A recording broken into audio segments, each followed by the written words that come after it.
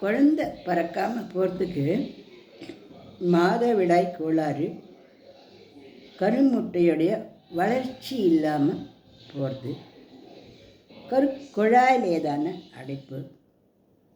கருப்பையில் கட்டிகள் இருக்கிறது,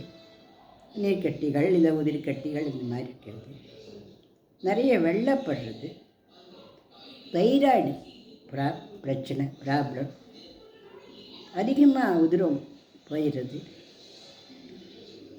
வயிறு இடுப்பெல்லாம் எப்போ பார்த்தாலும் நொந்துண்டே இருக்கிறது,